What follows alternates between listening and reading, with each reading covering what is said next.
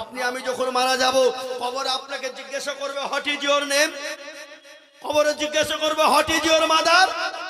আপনাকে জিজ্ঞাসা করা হবে মান রব্বুকা, বলো তোমার রব কে। মান দিনুকা, বলো তোমার দিন কি ছিল। মান নবিউকা, বলো তোমার নবী কে ছিল।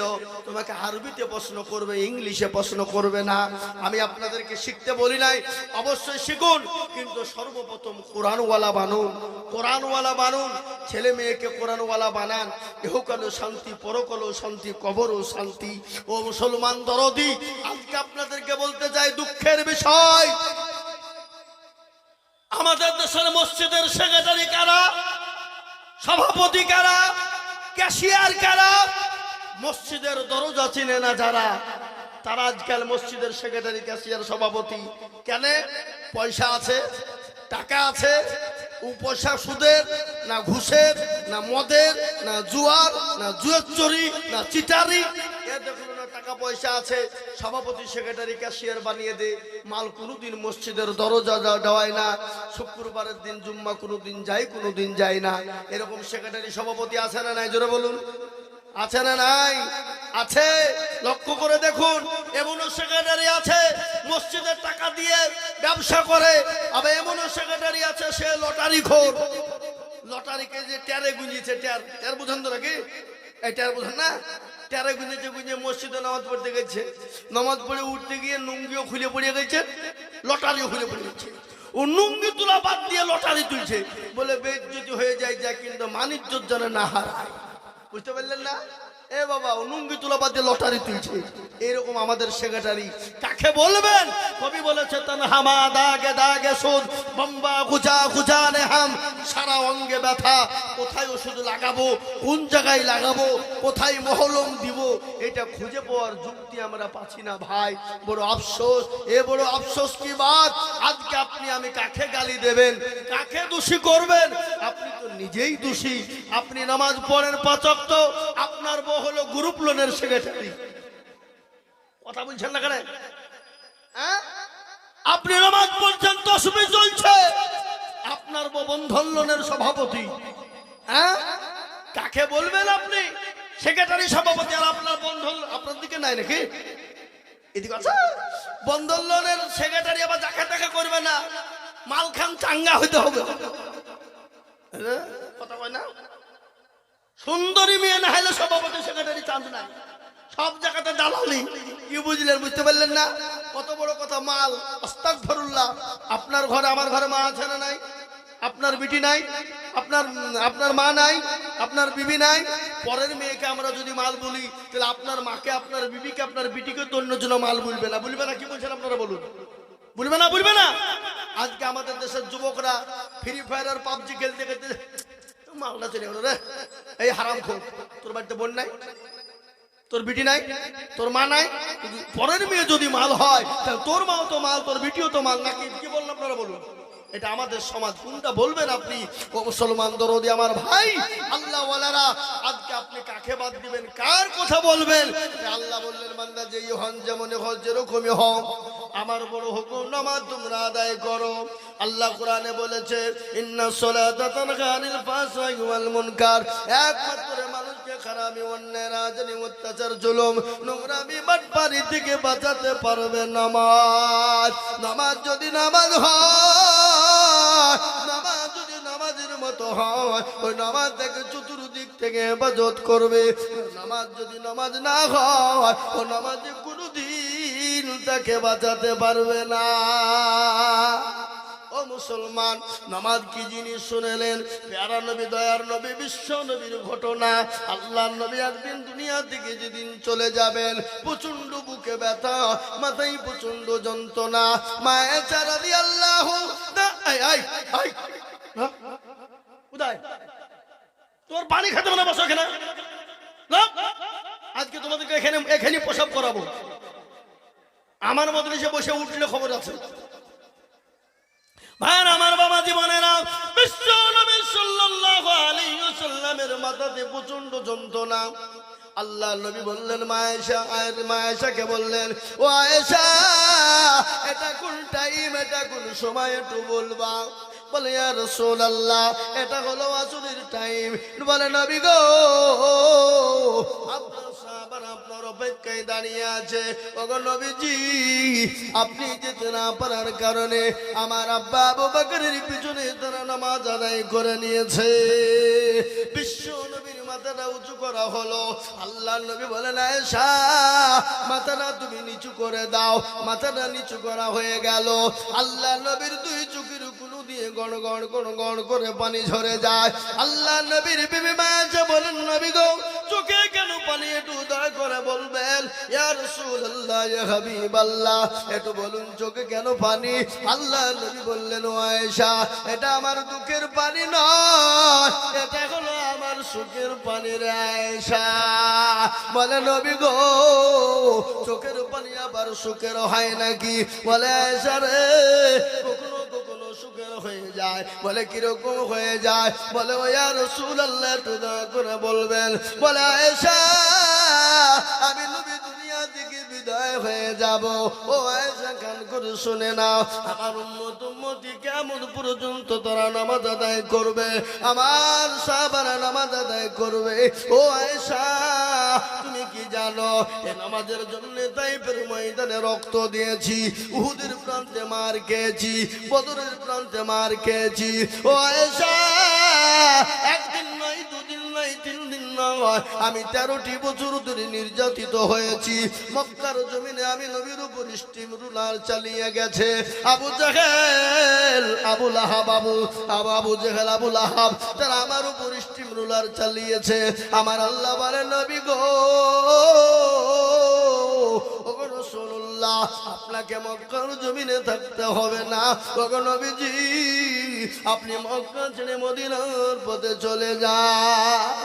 বিশ্ব নবী মক্কা ছেড়ে মদিনার পথে যাবে। আল্লাহ নবী মক্কা ছেড়ে মদিনার পথে যাবে কার হুকুমে? আল্লাহ হুকুম দিয়ে বললেন, নবী গো, মক্কার জমিনে আপনাকে থাকতে দেবে না, ওরা নির্যাতন অত্যাচার করবে গো নবী। ওগো নবীজি, আপনি এই মুহূর্তে আপনার সঙ্গে আবু বকরকে সঙ্গে নেন, আর সঙ্গে করে নিয়ে মক্কা ছেড়ে মদিনায় চলে যান। বিশ্ব নবী মক্কা ছেড়ে মদিনার পথে যাবে। হযরত আলীর বাড়িতে বিছানায় শোয়া কাফের বেঈমানরা নবীকে ঘেরাও করে নিয়েছে, যেতে দেবে না। নবীকে দুনিয়া থেকে শেষ করে দেওয়ার চক্রান্ত। কিন্তু নবীকে কে মারতে পারবে? জোরে বলুন, পারবে? কারো ক্ষমতা নাই। নবীর গায়ে হাত দেওয়ার তাদের ক্ষমতা নাই। আল্লাহর নবী চিন্তায় পড়ে গেলেন। দেখছে কাফের বেঈমানরা নবীর বাড়িকে ঘেরাও করে নিয়েছে, নবীকে যেতে দেবে না, নবীকে যেতে দেবে না। আল্লাহর কাছে বললেন, আল্লাহ, তুমি যে বললে মক্কা ছেড়ে মদিনায় যেতে হবে, কিন্তু মাবুদ গো, আমি মক্কা ছেড়ে মদিনার পথে কি করে যাব? আল্লাহ বলেন, নবী গো, আপনি কোনো টেনশন করবেন না, আপনি কোনো চিন্তা করবেন না, আপনি এক মুঠো বালি তুলুন গো নবী। বালি বুঝেন না? বালি বুঝেন না? বালি তুলুন, বালি তুলে তাশহুদ পড়ে কাফেরদের মাথাতে ছিটিয়ে দেবেন। ওগো নবীজি, তাদের মাথাতে আপনি ছিটিয়ে দেবেন, আমি তাদের চোখ দুটো বন্ধ করে দিব। কোরআন বলেছে, ওয়ামা রামাইতা ইয রামাইতা ওয়ালাকিন্নাল্লাহ রামা। নবী গো, আপনি বালি নিক্ষেপ করেছেন, আর আমি আল্লাহ তাদের চোখ দুটো বন্ধ করে দিলাম। ওগো নবী, আপনি চলে যান। বিশ্ব নবী মক্কা ছেড়ে মদিনায় যাবে। খবর আছে না? আজ নবী গো আমার বানায়া বাজার, হিজরত করিয়া চলেন মদিনায়। আজ নবী গো আমার ঘরায়া বাজার, শুয়ে আছে সোনার মদিনা। আব্দুল্লাহর পৃষ্ঠ হতে মায়াবিনের গুরবাতে জন্ম নিলেন নবী মক্কাতে। আজ নবী গো আমার ভরায়া বাজার, হিজরত করিয়া চলেন মদিনায়। আজ নবী গো আমার বানায়া বাজার, শুয়ে আছে সোনার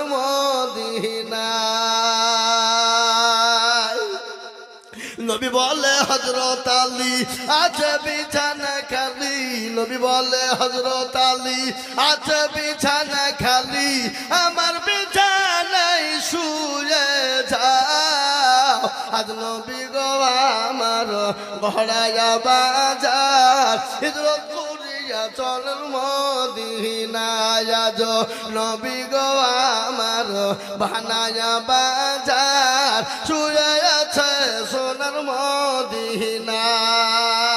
ওই নবীর নামে দুরূদ পড়িলে, ওই নবীর নামে দুরূদ পড়িলে হাবিবে দু চোখ নিভে যায়। আজ নবী গো আমার ঘোড়ায়া বাজার, হিজরত করিয়া চলেন মদিনায়। আজ নবী গো আমার বানায়া বাজার, শুয়ে আছে সোনার মদিনায়। ও মুসলমান দরদি আমার ভাইয়েরা, ও দোস্তর হাটের মানুষ, তোমরা কান করে শুনে নাও রে বাবারা, ও মায়েরা, আমার বোনেরা, জননীরা। আল্লাহ নবী হযরতে আবু বকরের কাছে গেলেন। আল্লাহ নবী আবু বকরকে বলেছিলেন, আবু বকর গো তুমি তৈরি থেকো, হয়তো আমাদেরকে মক্কা ছেড়ে মদিনায় যেতে হতে পারে। এ বাবা, বিশ্ব নবী দয়ার হাবিব হযরতে আবু বকরের কাছে গেলে ডাক দিলেন আস্তে, আবু বকর। হযরতে আবু বকর বলে লব্বাইকা সাদাইকা রাসূলুল্লাহ। আল্লাহর নবী বলেন, আবু বকর তুমি কি ঘুমাও না? আমি তো তোমাকে আস্তে করে ডাক দিলাম। হযরতে আবু বকর সিদ্দিক ডাক দিয়ে বলেন, নবী গো আপনার পায়ের তলে আমার জীবনটা কুরবানি হয়ে যাক গো হাবিব। ওগো নবীজি, আমি আপনাকে আমার নিজের জীবনের থেকেও বেশি ভালোবাসি। ওগো নবী, আপনি যেদিন থেকে বলেছেন মক্কা ছেড়ে মদিনার পথে যেতে হবে, খোদার কসম আমি আবু বকর একটা মিনিটের জন্য বিছানায় ঘুমাই না। সুবহানাল্লাহ বলবেন না? একটা সেকেন্ডের জন্য বিছানায় ঘুমাই না।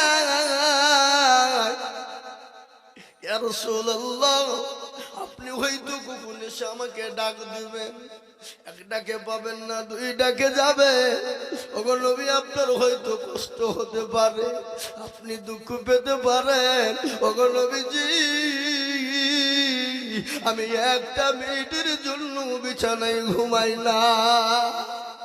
আল্লাহ নবী বললেন, আবু বকর রে, তুমি আমাকে এতটাই ভালোবাসো? বলে, ইয়া রাসূলুল্লাহ, আমি আপনার জন্য আমার জীবনটা পর্যন্ত দিতে রাজি গো নবী। ইয়া রাসূলুল্লাহ, আর একটা ঘটনা আপনাকে বলি। রাত্রি যখন গভীর হয়ে যায়, সবাই ঘুমিয়ে যায়, পশু পাখি সব ঘুমিয়ে পড়ে। ওগো নবীজি, আমি আপনার কথা ভাবতে ভাবতে আমার রাত কেটে যায়। আমি রাতের মধ্যে একটা মিনিটও আমি ঘুমাইতে পারি না। আমি আবু বকর কোথায়, আমার নবীজি কোথায় থাকবে? আর আমার নবীর উপর হয়তো কাফেররা আক্রমণ করবে। না গো নবী, আমি আপনাকে এতটাই মহব্বত করি, আপনার কথা ভাবতে ভাবতে আমার জীবনটা রাত্রি কেটে গোটা রাত কেটে যায়। বিশ্ব নবী বলেন, আবু বকর আর মোটেও বিলম্ব করার দরকার নেই, চলো মক্কা ছেড়ে মদিনার পথে যাই। আল্লাহর নবী আবু বকরকে সঙ্গে করে নিয়ে যায়। যেতে যেতে যেতে যেতে রাস্তার মাঝে হয়ে গেল। রাস্তার গাছপালা, তরুলতা, পশু পাখি, জঙ্গলের যত পশু পাখি আছে জমিন পর্যন্ত হাউমাউ করে নবীর জন্য কাঁদতে লাগলো। বলো গো রাসূল, আমাদেরকে আপনি ইতিম করে দিয়ে চলে যাবেন? আল্লাহ নবী বলেন, ও গাছপালা, তরুলতা, পশু পাখি, শোনো, আমার মন চায় আমি আমার জমিন মক্কার জমিনে আমি থাকি, আমি আমার জন্মভূমিতে আমি থাকতে চাই। কিন্তু ও গাছপালা, তরুলতা, পশু পাখি, তোমরা শোনো, তোমরা সাক্ষী থাকো, ওই কাফের বেঈমান আবু জেহেল আবু লাহাব উতবা সাইবা তারা আমার উপর এত নির্যাতন করেছে, আমার মন চায় আমি কাবা শরীফের খিদমত করব, আমি নামাজ পড়ব, কিন্তু কাফের বেঈমান আমাকে থাকতে দিল না। বিশ্ব নবী বললেন, আবু বকর গো চলো। আবু বকরকে সঙ্গে করে নিয়ে যায়। হযরতে আবু বকর কখনো ডানে কখনো বায়ে, কখনো সামনে কখনো পিছনে। আল্লাহর নবী বলেন, আবু বকর রে ওরকম করে তুমি ছোটাছুটি করো কেন? বলে, ইয়া রাসূলুল্লাহ আমি যখন পিছনের দিকে আসি মনে হয় কাফের বেঈমানরা আপনাকে পিছন থেকে আক্রমণ করবে, আমার যখন সামনে চলে যায় মনে হয় কাফের বেঈমানরা আপনাকে সামনে আক্রমণ করবে। ওগো নবীজি আমার মনে হয় আমি যখন ডানে যাই মনে হয় আপনাকে ডান থেকে আক্রমণ করবে। ওগো নবীজি আমি যখন বামে যাই তখন মনে হয় কাফের বেঈমানরা বাম থেকে আক্রমণ করবে। কিন্তু নবী গো আমি কেন ছুটাছুটি করে জানেন? ওই তীরখানা যদি আপনাকে আক্রমণ করে ওই তীরটা আপনার গায়ে না লেগে আমি আবু বকরের গায়ে লেগে যায়। আল্লাহর নবী বললেন, আরে আবু বকর জীবনের কোনো মায়া নাই, জীবনের কোনো মূল্য নাই, জীবনের কোনো দাম নাই। বলে, নবী গো আমি আপনার জন্য জীবনটা দিতে প্রস্তুত। জোরে বলুন সুবহানাল্লাহ। বিশ্ব নবী বললেন, আবু বকর চলো। গজল ও মুসলমান শুনুন, সাইয়্যিদে আলম নবীজি শাহে মদিনা, মদিনা যাইতে নবী হলেন রওয়ানা। ওরে কাফের মক্কা বাসী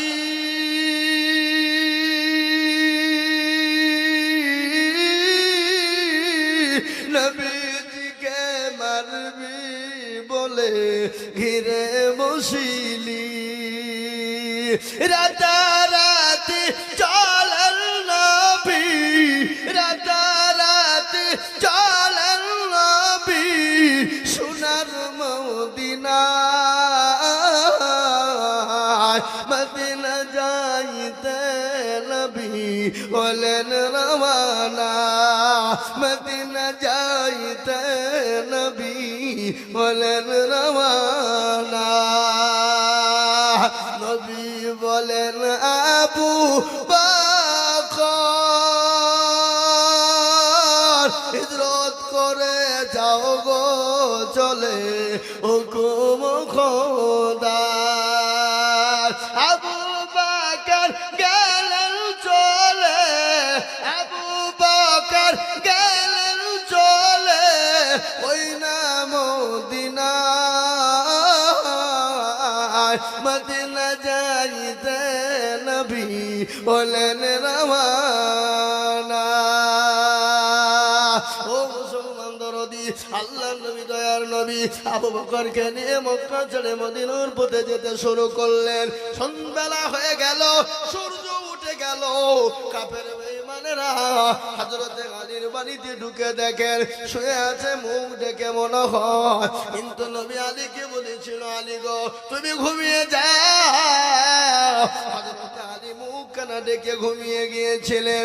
আল্লাহ নবী বলেন, আলী রে তুমি ঘুমাও কেন? আলী বলো, বলে নবী গো আমি এই কারণে মুখ ডেকে ঘুমিয়ে গেলাম, আমি যখন ঢুকে গেলাম কাফের বেঈমানরা ঘরের ভিতরে ঢুকে দেখবে মুহাম্মদ সাল্লাল্লাহু আলাইহি ওয়াসাল্লাম শুয়ে গর্দারে ছুরি চালিয়ে দেবে। যখন ছুরি চালিয়ে দেবে দু টুকরো হয়ে যাবে, কাপড় উঠিয়ে দেখবে মুহাম্মদ সাল্লাল্লাহু আলাইহি ওয়াসাল্লাম নেই, ইনি হলেন হযরতে আলী। ও ইয়া রাসূলুল্লাহ কিয়ামতের ময়দানে আল্লাহ যখন বলবে, আলী রে তুই কি করেছিস বল? বলে, মাবুদ গো আমি কিছুই করতে পারি না, তোমার হাবিবুল্লাহ তোমার দোস্ত তোমার নবীর জন্য, তোমার প্যারা নবী দোস্তর জন্য আমি আলী আমার গর্দনটুকু দিতে পেরেছি গো নবী। আল্লাহ এই কে কথাটা বলতে পারবো? আল্লাহর নবী বলে, আলী তুমি তোমার জীবনের কোনো দাম না। আল্লাহ নবীকে সাহাবারা এত ভালোবাসতেন, এত ভালোবেসেছিলেন, নিজের জীবনের থেকেও সাহাবারা আমার নবীকে বেশি ভালোবেসেছেন। কি গো বেসেছে না বাসে না জোরে বলো। সাহাবারা আল্লাহ নবীকে নিজের জীবনের থেকে বেশি ভালোবেসেছেন না বাসেন নাই? জোরে বলুন। একজন সাহাবা, কি নাম তার জানেন? হযরত সাদ রাদিয়াল্লাহু তাআলা আনহু। শুনলেন? হযরত সাদ এত কালো, দেখতে ভালো না, কালো কিচ্ছিত, ঠোঁট গলা মোটা মোটা, কেউ তাকে কথা বলে না, ভালোবাসে না, কেউ তাকে ভালোবাসে। আল্লাহ নবীর সাহাবারা নবীকে কত ভালোবাসতেন, নবীও নিজের সাহাবাদেরকে নিজের জীবনের থেকে বেশি ভালোবেসেছেন। আল্লাহ নবীর বাড়ি খাবার হয় নাই, একদিন দুদিন তিন দিন করে, কিন্তু সাহাবাদের বাড়িতে আমার হাবিবুল্লাহ আমার নবীজি সাহাবাদের বাড়িতে খাবার বয়ে বয়ে তিনি দিয়েছে। এবার আমরা নবীর উম্মত কি, আমরা নবীর উম্মত নামাজ পড়বো না, আমরা নবীর উম্মত নবী চিনবো না, আমরা নবীর উম্মত মানুষকে দান করবো না। এ বাবা, এই যে কুরবানি গেল, কুরবানি আপনার দিকে যায়নি নাকি? কুরবানি গেল, হাদিসে কি এসছে? যার কুরবানি নাই তাকে কুরবানির গোশত দাও, গরিব দুঃখীকে দাও, ফকির মিসকিনকে দরিদ্রকে দাও। কিন্তু আমরা বাবা যার বাড়িতে গোশ আছে তাকে ডবল করে দিই, সে যেন আবার আমাকে দেয়, মানে আমার সব দায় হয়ে যায়। কি কথা বলে? আমরা তিনটে ভাগ করি তো, একটা হলো নিজের, একটা হলো কুটুমের, আর একটা হলো আপনার কি গরিব মিসকিন, কি বলে সেই সমাজের, সমাজের বখরা। এটা কোন ধরনের নীতি? এটা আপনাকে কে শিখিয়েছে? আপনি সমাজেরটা আবার ভাগ করে আবার আপনি নিবেন, সমাজটা ভাগ করে তো ওই এক জায়গাতে সমাজে জমা। আপনাদের দিকে বলতে পারছেন, আমাদের দিকে কথা বলছি। তিনটে ভাগ হয়, একটা হলো আত্মীয় স্বজনের, একটা হলো নিজের, আর একটা হলো সমাজের। ওই সমাজের মাংসটাকে আবার দেখা গেল 8 ভাই, কয় ভাই? 8 ভাই। দেখা গেল 4 ভাইয়ের কুরবানি আছে, 4 ভাইয়ের নাই। দেখা গেল 5 ভাইয়ের আছে, 3 ভাইয়ের নাই। আবার দেখা গেল 8 ভাইয়ের আছে, 8 ভাইয়েরই আছে।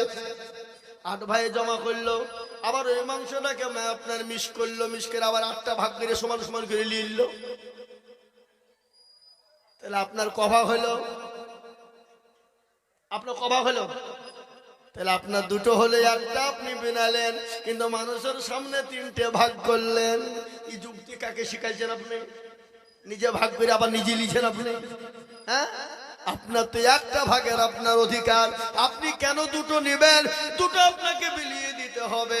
যাদের মাংস না, যাদের কুরবানি দিতে পারে না, তাদেরকে কুরবানির মাংস দেন। কিন্তু আমরা বড় চালাক, আপনার কুরবানির আগে কি ফ্রিজ বিক্রি হলো? বা কি ফ্রিজ না বিক্রি হইলো কুরবানির আগে? বলে এত ফ্রিজ কেন গো? বলে সামনে কুরবানি আসছে, গরু কুরবানি দিয়েছি, ধরবো, জবাই করবার ভরবো, লোককে দেবো না। কুরবানি হবে? হবে? মুসলমান, আল্লাহর কাছে রক্ত পাওয়া যায় না, মাংস পাওয়া যায় না, আল্লাহর কাছে কিছুই পাওয়া যায় না। আল্লাহর কাছে পাওয়া যায় সেটা হলো তাকওয়া। তার নিয়াত কত ভালো, নিয়াত কেমন সেটা পাওয়া যাবে। বুখারী শরীফের হাদিসে এসেছে, আল্লাহ নবী বলেন ইন্নামাল আমালু বিন্নিয়াত, প্রতিটি কাজ নিয়াতের উপর নির্ভর করে। নিয়াত যদি আপনার গোলমাল হয়, আপনি যত টাকা দিয়ে কুরবানি দেবেন কুরবানি হবে না। আর নিয়াত যদি আপনার ভালো হয়, আপনি যত কম টাকায় কুরবানি দেবেন কুরবানি কবুল করবেন কে? জোরে বলুন না কে? আমার আল্লাহ কুরবানি কবুল করবে। কিন্তু আমাদের দেশে কুরবানি দি বলে আমার ছেলে পিলে আছে, লোকের দুয়ারে যাবে। এটা কোন ধরনের কথা? না না, হতে পারে না, তার কুরবানি কিন্তু হবে না। কুরবানি দিবেন আল্লাহকে রাজি করার জন্য। কাকে রাজি করার জন্য? আল্লাহকে রাজি করার জন্য। আপনি আমরা আজকে দোয়া পড়ি, ইন্নী জাতু ওয়াজহাল্লাযী ফাতারাস সামাওয়াতি ওয়াল আরদি হানিফা, এরকম করে দোয়া পড়ি না এই কথা বলেন না কেন? দোয়া পড়ি অমুকের নামে, অমুকের বাপের, অমুকের নামে তমুকের বাপ, অবশ্যই নাম করবেন, কিন্তু কিরকম করে নাম করবেন? বলে অমুকের তরফ থেকে আল্লাহ রাস্তায় কুরবানি দিলাম, আমার বাপের তরফ থেকে আল্লাহ রাস্তায় কুরবানি দিলাম, আমার ছেলের তরফ থেকে আল্লাহ রাস্তায় কুরবানি দিলাম। কবুল করবেন কে? আমার আল্লাহ কবুল করবে। তাই মুসলমান দরদি, আল্লাহ নবী যেমন সাহাবাদেরকে ভালোবেসেছিলেন, সাহাবারা নবীকে নিজের জীবনের দিকেও বেশি ভালোবেসেছে। একদিন সাদকে জিজ্ঞাসা, কে দিল এটা? তুতা তুতা শেখ, এই তুতা শেখ 2000 টাকা দিয়েছে। ভাইয়ের আমার, বাবা জীবনেরা ভালো করে শুনে নেন। আল্লাহ নবী একদিন সাদকে ডাকলেন, বলে সাদ গো, বলে ইয়া রাসূলুল্লাহ বলুন। বলে সাদ তুমি কি বিয়ে করবে না? এই যুবকেরা শোনো, তুমি কি বিয়ে করবা না? বলে ইয়া রাসূলুল্লাহ আমাকে কে বিয়ে করবে? আমি তো কালো কিচ্ছি, আমি তো দেখতে ভালো না, ঠোঁট গলা মোটা মোটা। বলে নবী গো, আমাকে কে বিবাহ করবে গো নবী? আল্লাহ নবী বলে সাদ তুমি বিবাহ করবা কি করবা না বলো? বলে ইয়া রাসূলুল্লাহ কে না বিয়ে করতে চায়, কার না মন চায়? আল্লাহ নবী আবারও বললেন সাদ তুমি বলো তুমি বিয়ে করবা কি করবা না? সাদ চুপ হয়ে গেল। আল্লাহ নবী বুঝতে পেরেছেন সাদ চুপ, তার মানে হলো আল্লাহর নবী বুঝতে পেরে গেলেন সাদ বিয়ে করার জন্য অনুমতি দিয়েছে। বিবাহের জন্য নবী একখানা চিঠি লিখলেন, সাদকে দিয়ে বললেন সাদ এই চিঠিখানা নিয়ে তুমি চলে যাও। কোথায় যাব? বলে আমার অমুক সাহেব হযরত আবু আইয়ুব আনসারীর বাড়িতে তুমি চলে যাও। তার একজন সুন্দরী রমণী মেয়ে আছেন, অতীব সুন্দরী, যাকে হুরে মদিনা বলা হয়। এত সুন্দরী এই চিঠিখানা তুমি নিয়ে যাও। আল্লাহ নবীকে বললেন নবী গো, আমি তো দেখতে ভালো না, কালো কিচ্ছি, আমি তো পেটে ভাতে উঠ চড়াই। ওগো নবী, আমার তো থাকার কোনো জায়গা না, আমার তো খাওয়ার কোনো জায়গা নাই। নবী গো, আমাকে কি বিবাহ করবে? বিশ্ব নবী বললেন সাদ এই চিঠিখানা নাও, নিয়ে তুমি আমার সাবান বাড়ি চল।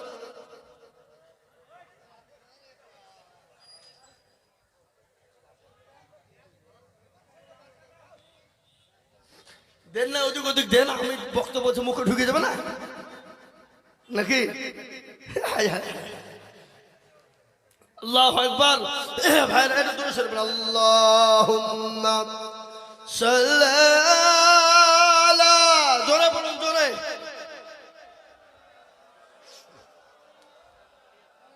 হ্যালো হ্যালো, আপনারা বসে যান, সামনে যারা দাঁড়িয়ে আছে বসে যান, আগে জায়গা আছে, সামনে চলে আসুন। আরো জোরে। আল্লাহুম্মা সাল্লি আলা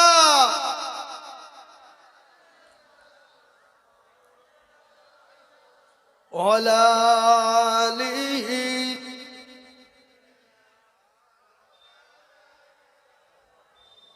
ও মুসলমান দরদি, সাত চিঠিখানা নিয়ে চলে গেলেন কার বাড়ি? হযরত আবু আইয়ুব আনসারীর বাড়িতে তিনি হাজির হয়ে গেলেন। বাড়ির দরজা গিয়ে লক করলেন। আবু আইয়ুব আনসারী তিনি বেরিয়ে আসলেন। বলে কে গো বাছা, কি তোমার নাম, কোথা থেকে এসেছ? সঙ্গে সঙ্গে চিঠিখানা দিয়ে দিলেন। চিঠিখানা পড়ে তিনি দেখলেন এই চিঠিখানা দিয়েছেন যিনি, তিনি হলেন বিশ্ব নবী। সুবহানাল্লাহ বলুন। বলুন তো বিশ্ব নবীর চিঠি ফেরত দিতে পারবে? কিন্তু ঘটনা শুনেন, বিটিকে পরীক্ষা করার জন্য আবু আইয়ুব কি করে, চিঠিখানা দিলেন। দেওয়ার পরে বললেন বাবারে চিঠিখানা তো বিশ্বনবী পাঠিয়েছে, তুমি চলে যাও, আমি তোমাকে পরে কথা বলবো, তুমি চলে যাও, চিঠিখানা নিয়ে চলে যাও। হযরত সাদ রাদিয়াল্লাহু তাআলা আনহু মন ভাঙ্গা নিয়ে, অন্তর ভাঙ্গা নিয়ে চিঠি নিয়ে ফেরত চলে যায়। যেতে যেতে বলে, হাই রে মানুষ, আমি চিঠিখানা নিয়ে এলাম, নবীজি আমাকে বিবাহের জন্য পাঠিয়ে দিল, কিন্তু আমাকে বস্তু বললো না, কথাও বললো না, চিঠিখানা নিয়ে আমাকে আবার ফিরিয়ে দিলে। কোন ধরনের মানুষ? মনটা ভেঙে গেল। যুবক মানুষ, মন তো ভাঙবে কিনা জোরে বলুন? বিবাহ যদি লেগে যায় আর বিবাহ যদি বারংবার ভেঙে যায়, বলুন তো সেই যুবকের মন ভাঙবে কিনা? ভাঙবে না? তার মানে সে কমজোরি কিছু আছে। তিনি চলে আসছেন মন ভাঙা, বুক ভাঙা, অন্তর ভাঙা নিয়ে তিনি ফিরে আসছেন। ইতিমধ্যে বিটি ডাক দিয়ে বলে, আব্বা জান। বলে, কে হলো রে আম্মা? বলে, কে এসেছিল? বলে, অমুক একজন এসেছিল, নবীর সাহাবা, চিঠিখানা নিয়ে এসেছিল। বলে, কেন? বলে, বিবাহর প্রস্তাব নিয়ে এসেছিল। বলে, প্রস্তাবটা কে পাঠিয়েছেন? বলে, বিশ্ব নবী জনাবে মুহাম্মদুর রাসূলুল্লাহ সাল্লাল্লাহু তাআলা আলাইহি ওয়াসাল্লাম পাঠিয়েছেন। বলে, আব্বা জান, আপনি কি বলেছেন? বলে, বিটি রে, তুমি এত সুন্দরী রমণী, এত সুন্দর তুমি দেখতে, ও বিটি, আমি তোমার সঙ্গে কি করে বিবাহ দিব বলো? বলে, বিটি, যাকে মদিনার হুর বলা হয়, যাকে মদিনার হুর বলা হয়, তুমি এত সুন্দরী নারী, এত সুন্দরী, এত সুশিক্ষায় শিক্ষিত হলে তুমি, ও বিটি, আমি বলো তোমার সঙ্গে কি করে বিবাহ দিব? সে তো কালো কিছি, দেখতে ভালো না, ঠোঁট গালে মোটা মোটা।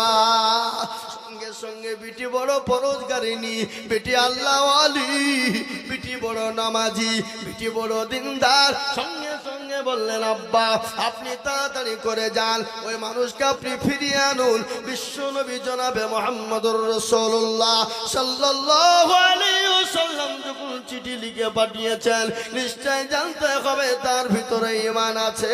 সে বড় পরোজগার মানুষ, দিনদার মানুষ, বড় ঈমানদার মানুষ। তার সম্পদ থাকুক আর নাই থাকুক, আমি তার সঙ্গে বিবাহতে বন্ধনে জড়িত হব। সুবহানাল্লাহ বলুন। বিটি কাকে বলে? হযরত আবু আইয়ুব আনসারী বললেন, বিটি রে, আমি তো ফিরিয়ে দিই নাই, আমি তোমাকে পরীক্ষা করার জন্য, চেক করার জন্য আমি এই কাজটা করেছি। ও বিটি, তুমি এই ছেলেকে বিবাহ করবে কি করবে না, আমি তোমার কাছে শোনার জন্য চেষ্টা করলাম। সঙ্গে সঙ্গে আবু আইয়ুব আনসারী চলে গেলেন, সাদকে ডেকে আনলেন। আনার পরে বলে, সাদ, তাড়াতাড়ি করে বাড়ি আসো, আমার মেয়ে বিবাহের জন্য প্রস্তাব দিয়েছে। সঙ্গে সঙ্গে সাদ যখন হাসি মুখে চলে গেলেন, সাদকে বলা হলো, সাদ, তুমি তৈরি হয়ে যাও, তুমি তৈরি হও। হযরত সাদ রাদিয়াল্লাহু তাআলা আনহু চলে গেলেন, আনন্দ আত্মহারা, মন ভরে গেল, দিল ভরে গেল। এই বাবজি, একে গো, ইনি কে গো? এদিকে আপনি বসেন, বসেন, এখন বসেন, লোকের বসেন। আপনি ওই আতর ঘষতে যে আতর মাখেনি কেউ নাকি? বসেন, লোকের বসেন। ওই যখন লোকজন উঠবে, আপনি ওখানে দাঁড়াবেন আর বলে, বাবা দাঁড়ান, ঠেকিয়ে দিবেন, ঠিক আছে? ভাইরা আমার, বাবা জীবন আল্লাহওয়ালা, দিনওয়ালা, ঈমানওয়ালা। হযরত সাদ রাদিয়াল্লাহু তাআলা আনহু নবীর কাছে চলে গেল। নবীজি বললেন, সাদ, তুমি তৈরি হও, বিবাহের জন্য তৈরি হও। হযরত সাদ বললেন, ইয়া রাসূলুল্লাহ, আমি যে বিবাহ করব, আমার কাছে দিল মোহর দেওয়ার মতন কিছু না। আল্লাহ নবী বলেন, সাদ রে, আমার জামাই উসমানের গনির কাছে চলে যাও। হযরত উসমান গনির কাছে যখন চলে গেল, হযরত উসমান গনি রাদিয়াল্লাহু তাআলা আনহু তার বিবাহের জন্য যা যা প্রয়োজনের জিনিস দিয়ে দিলেন। হযরত সাদ তিনি চলে গেলেন বাজার করার জন্য, বাজার করবে। ইতিমধ্যে খবর হয়ে গেল, কে আছো মদিনার তরুণ যুবকেরা, ও মদিনার নওজওয়ানেরা, আজকে কি তোমাদের কাছে নবী থাকবে না? আজকে তোমাদের কাছে ইসলাম থাকবে না? আজকে তোমাদের কাছে নাকি দিন থাকবে না? আজকে দিনকে বাঁচাবে কারা? ইসলামকে বাঁচাবে কারা? সমস্ত সাহাবারা একে একে একে জমা হয়ে গেলেন। হযরত সাদ বিবাহের জন্য সামানপত্র কিনবে, ইতিমধ্যে কানে পৌঁছে গেল মদিনার বুকে আল্লাহর নবী ডাক দিয়েছে। আর তিনি দাঁড়াইতে পারলেন না, বিবাহের সমস্ত সামান কিনা বাদ দিয়ে দিলেন। তিনি তরবারি কিনলেন, ঢাল কিনে নিলেন। আর সাদ বললেন, আরে আজ এই মজলিসে যে বিবাহটা আমার নবী থাকবে না, যে বিবাহটা আমি সাদের বিয়াত রাসূল থাকবে না, আর আমি নবীকে বাদ দিয়ে সাদ বিয়েও করব না, যে মজলিসে হাবিবুল্লাহকে পাবো না, রাসূলকে পাবো না, আমি সাথে বিয়ে করতে পারবো না। হযরত সাদ তিনি বিবাহর বদলায় ঢাল তরবারি কিনে নিলেন, যাদের ময়দানে চলে যাবেন। কিন্তু তিনি বুঝতে পারলেন নবী তো চিনে ফেলবে, সাহাবারা চিনে ফেলবে। হযরত সাদ একখানা কালো কাপড় কিনে নিলেন, মুখকে সুন্দর করে পেঁচিয়ে নিলেন। যাদের ময়দানে জাগাত শুরু হয়ে গেল, কাফের বেঈমানরা মুসলমানদেরকে চারিদিক থেকে ঘেরাও করে নিয়েছে, মেরে দেবে, নবীকে মেরে দিবে, শেষ করে দিবে। আল্লাহ নবীর একজন সাহাবা হযরত তাওহা রাদিয়াল্লাহু তাআলা আনহু, তিনি কি করলেন? নবীকে ঢাল করলেন। নবীকে ঢাল করে কাফের বেঈমানেরা, কাফের বেঈমানদের সঙ্গে লড়াই শুরু হয়ে গেল। হাজার হাজার কাফেরদেরকে আপনার কি করে দিলেন? শেষ করে দিলেন। অনেক সাহাবা আপনার শহীদ হয়ে গেল। হযরত সাদ রাদিয়াল্লাহু তাআলা আনহু তিনি শুনতে পেয়েছেন মক্কা মদিনার মাটিতে নবীজি বেঁচে নাই, নবীকে শেষ করে ফেলেছে। সাদের মাথা আর কিন্তু ঠিক না, মুখ ঢাকা ছিল, মুখ ঢাকা নিয়ে মদিনার জমিনে জাহাদের ময়দানে তরবারি ঢাল নিয়ে জাহাজ শুরু হয়ে গেল। তরবারি নিয়ে শুরু হয়ে গেল। কাফের বেঈমানদেরকে জাহান্নামের টিকি ধরিয়ে দিয়ে হযরত সাদ তিনি আপনার শহীদ হয়ে যায়। আল্লাহ নবীর সামনে হযরত তাওহা রাদিয়াল্লাহু তাআলা আনহু তিনি দাঁড়িয়ে গেলেন। কাফের বেঈমানরা হযরত তাওহার উপর আক্রমণ শুরু করে দিল। একটা নয়, দুটো নয়, হযরত তাওহা রাদিয়াল্লাহু তাআলা আনহুর গায়ে একটা নয় 80টা আপনার তরবারির আঘাত করা হয়েছিল, এমনকি 70টা তীর আঘাত করা হয়েছিল। ও মুসলমান, মুসলমান শুনেলেন, আল্লাহ নবীর সাহাবারা এরকম ঘটনা দেখলেন। আল্লাহ নবী সাল্লাল্লাহু আলাইহি সাল্লামের সমস্ত সাহাবারা কাফেরদেরকে শহীদ জাহান্নামে পাঠিয়ে দিলেন। অনেক সাহাবারা পর্যন্ত শহীদ হয়ে গেল। যাদের ময়দানে মুসলমানদের দামামা বেজে গেল। ইতিমধ্যে নবী বলেন, ও সাহাবারা, সমস্ত লাশগুলোকে তোমরা এক জায়গায় করো। সমস্ত লাশগুলোকে এক জায়গায় একত্রিত করা হলো। কিন্তু মুসলমান একজন সাহাবা এসে বলেন, নবী গো, একজন সাহাবাকে দেখলাম কালো রুমাল জড়ে মুখ পেঁচে জানে কে বসে আছে। আল্লাহ নবী বলে, খোঁজ না। গিয়ে খোঁজ নিয়ে দেখছেন হযরত সাদ রাদিয়াল্লাহু তাআলা আনহু তিনি শহীদ হয়ে গেছে। বিশ্ব নবীর কাছে যখন খবরটা দেওয়া হলো, আল্লাহ নবী বসা ছিলেন, খাড়া হয়ে গেল। আল্লাহ নবী দাঁড়িয়ে চোখ দিয়ে ঝরঝর করে পানি ঝরে যায়। বলে, সাদ রে, নিজের জীবনের কোনো মায়া নাই, নিজের জীবনের কোনো দাম নাই। তোমার কালকে বিবাহ, তোমাকে বিবাহের সামান কিনতে পাঠানো হলো। তুমি নবীকে এতটাই ভালোবাসো যে নিজের জীবন পর্যন্ত বিবাহ না করে নিজের জীবন পর্যন্ত তুমি দিয়ে দিলে রে সাদ। আল্লাহ নবী বললেন, ও সাহাবারা, সমস্ত সাহাবাদেরকে দাফন কাফনের ব্যবস্থা করো। হযরত সাদকে দাফন করার জন্য আল্লাহ নবী সাল্লাল্লাহু আলাইহি ওয়াসাল্লাম নিজে গেলেন। ইতিমধ্যে সাদের দিকে লক্ষ্য করলেন, আর আল্লাহ নবী মুচকি হেসে দিলেন। সাহাবারা বলেন, নবী গো, আপনি মুচকি কেন হাসলেন? বলে, ও সাহাবারা বললেন, নবী আপনি মুচকি কেন হাসলেন? বলে, ও সাহাবারা শোনো, আমি সাদকে যখন মাটি দেওয়ার জন্য আমি যখন ওই কবরস্থানের দিকে আগিয়ে নিয়ে যাই, আমি দেখি জান্নাতের হুরেরা আমার সাদকে নিয়ে টানাটানি করতেছে। জোরে বলে সুবহানাল্লাহ। আল্লাহর নবী সাহাবারা বলেন, আরে আজকের ওই কাজটা যদি সাদের না হয়ে আমি যদি আমি আমার লস হয়ে যেত, আমি কতই না বড় ভাগ্যবান হয়ে যেতাম। হাদিসের মধ্যে এসেছে, নবী বললেন লা ইউমিনু আহাদুকুম হাত্তা আকুনা হাব্বা ইলাই মিন ওয়ালিদিহি ওয়া ওয়ালাদিহি ওয়ান নাসি আজমাইন। ওই ব্যক্তি সবথেকে পরহেজগার, দিনদার, ঈমানদার,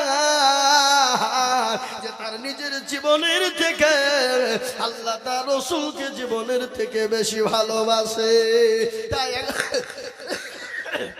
তাই একবার সকলেই হাত উঁচু করে বলবো, হুজুর গো, পৃথিবীর জমিনে যতদিন থাকবো আল্লাহ তার রাসূলকে নিজের জীবনের থেকে বেশি ভালোবাসবো। একটু হাতটা উঁচু করে দিয়ে বলুন ইনশাআল্লাহ। অনেকেই তুলল না। আপনি মাইকে সাউন্ড কমাইছেন নাকি? কমাইছেন কেন? দেন।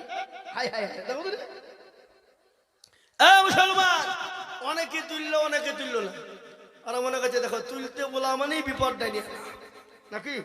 এই ভাই, যে তুললো সে জিতলো, যে তুললো জিতলো, আর যে তুললো না কি হইলো জোরে বলুন?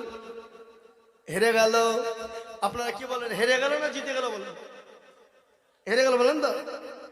দোস্তর হাটের বড় মানুষ চালাক, কেউ হাত তুললো কেউ তুললো না, কিন্তু যে তুলে দিল সে জিতলো, যে তুললো না সে হেরে গেল। বলে মৌলবি ঠকাবে কত সহজ। বদনা চিনেন তো আপনারা? বদনা চিনেন? বদনা এই করে পানি নিয়ে মাঠে গেছে কি করতে? পায়খানা করবো বুঝলি, তো পায়খানা করিয়ে পানি খরচ করতে গিয়ে দেখছে বদনা ফুটু, পানি সব পড়ে গেছে। হাই হাই হাই, কি হইল এটা? পানি শেষ। কালকে আয়োজন মৌলবি ঠকাইতে পারলো না, আর বদনা তুই ঠকিয়ে ফেললি। তো দাঁড়া, কালকে কি করে ঠকা সাবা দেখবো।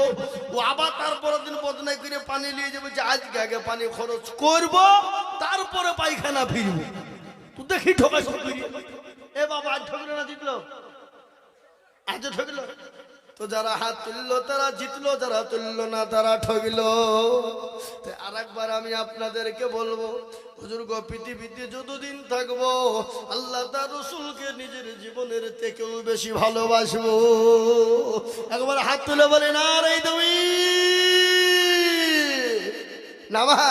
তার মধ্যে এখনো কিছু লোক আধখান তুলেছে, আধখান তুলেনি। ও মনে করছে মৌলবি তুল দেখতে পাবে না। বাবা, মৌলবি দেখতে পাবে না ঠিক, কিন্তু যেটা দেখে না সেটা দেখে কে? যেটা কেউ জানে না সেটা জানে কে? যেটা কেউ বুঝে না সেটা বুঝে কে? সবাই বলে আমি ভালো, আমি জানি কি, আমার মনের গোপন খবর জানে আল্লাহ জি। আলোতে আধারে নির্জনেতে কথা কি করেছো তুমি সব জানে সে। তাহারি চোখেতে কেউ যাবে না পাখি, আমি জানি কি। ও মুসলমান গো, সকলকে পাখি দেওয়া যাবে কিন্তু আল্লাহকে পাখি দেওয়া যাবে না। সকলের কাছে চালাকি চলবে কিন্তু আমার আল্লাহর কাছে চালাকি চলবে না। কেউ দেখতে পাবে না, আল্লাহ দেখতে পায়। কিন্তু যারা হাতটা তুললেন তারা জিতে গেলেন, তুললেন না তারা ঠকে গেলেন। কোরআন তার প্রমাণে দেখেন, কোরআন আল্লাহ বললেন আলিয়াহুমা নাকুতিমু আলা আফওয়াইহিম ওয়া তুকাল্লিমুনা আইদিহিম ওয়া তাশহাদু আরজুলুহুম বিমা কানু ইয়াকসিবুন। কিয়ামতের দিন জবানে তালা মেরে দেবে, হাতকে বলবে হাত রে তোকে কোন কাজে ব্যয় করেছিল বল। হাত বলবে মাবুদ গো,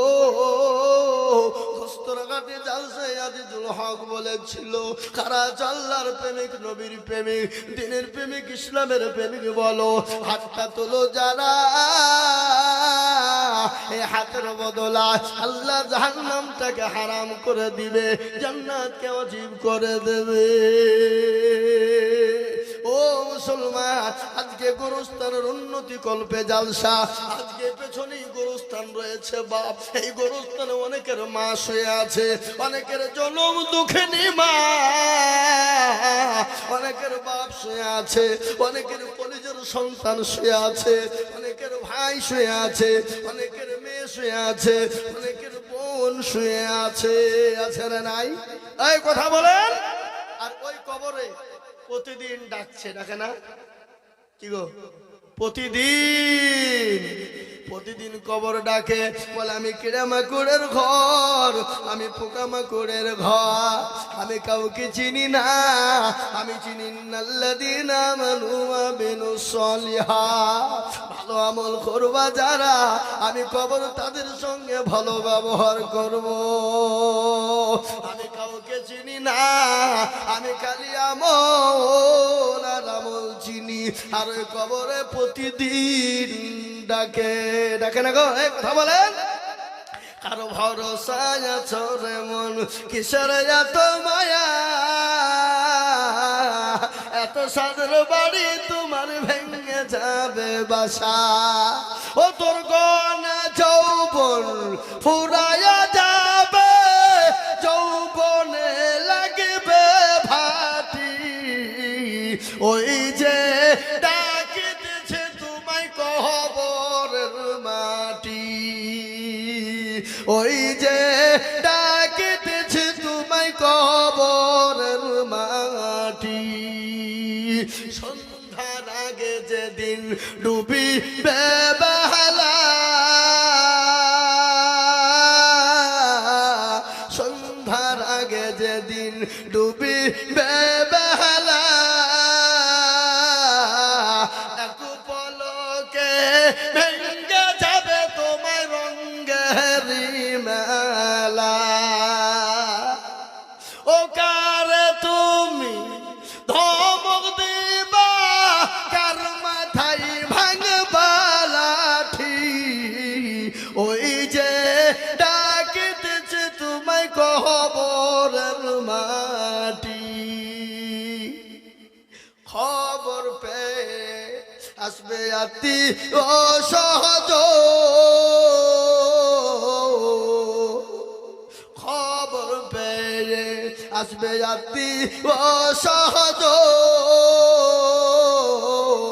তোমার চারি পাশ বৈশা তারা করিবে কান্দ। ও তোমায় সাজায়া দিবে মনের মতো, সাজায়া দিবে মনের মতো, কি সুন্দর পরিপাটি, ওই যে ডাকিতেছে তোমায় কবরের মাটি। ও মুসলমান দরদি, প্রতিদিন কবর ডাকে বাপ। কবর বলে আমি কিড়ামাকুড়ের ঘর, ওই কবরে অনেকের মা জন দুঃখিনী সে আছে। মা বলে হারে এমন কোন দরদের বেটা নাই, এমন কোন দরদের বিটি নাই, একটু কবরে রাজা নামা হয়ে যাবে। আর কবর এত বড় কঠিন, আমার নবী বলে গেলেন আমার উম্মত উম্মতি একবার যদি জানতো, মানুষ মরে গেলে জীবনেও কোনোদিন কবরে রাখতো না। কবর এত কঠিন, ওই কবরে যত পাখির নাই তাকিয়ে তাকিয়ে দেখছে। তাই কবরের উন্নতি কল্পে জালসা। আল্লাহ নবী বলেন আউয়ালু মানাজিল মানজিলুল কবর, কবর হলো আসল ঘর। তাই আমি আপনাদেরকে বলবো এই কবরস্থানকে তৈরি করার জন্য, এই কবরস্থানকে তৈরি করার জন্য আমি আপনাদের কাছে একটু হাত পেতে দেব। আমি আজিজুল হক সারা পশ্চিম বাংলা নয়, আসাম, ত্রিপুরা, মেঘালয়, মণিপুর, উড়িষ্যা, বিহার, ঝাড়খণ্ড, পশ্চিম বাংলা, বাংলাদেশ পর্যন্ত আমি মানুষের কাছে হাত পেতে চাই। লক্ষ লক্ষ লক্ষ টাকা করে আজ আমি আপনাদের কাছে লক্ষ লক্ষ টাকা চাইবো না। অগদস্তর ঘটের মানুষ, আমি জানি আপনাদের দিল বড় বড় বড়, অন্তর বড়, কিন্তু আজকে গোরস্থানের জন্য আমি এই মজলিসের ভিতরে সর্বপ্রথম 5 জন দরদীকে বলবো, মাত্র 1000 টাকার দাতা, আমি একবার তকবীর দেব, আর তকবীর দেওয়ার সঙ্গে সঙ্গে হাতটা উঁচু করে দিয়ে বলি, বলে হুজুর গো আমার কাছে জান আছে মাল না, আমি পরে অল্প অল্প করে দিয়ে দিয়ে শোধ করে দেব, আস্তে আস্তে শোধ করে দেব, আমি মাত্র 10,000 করে 5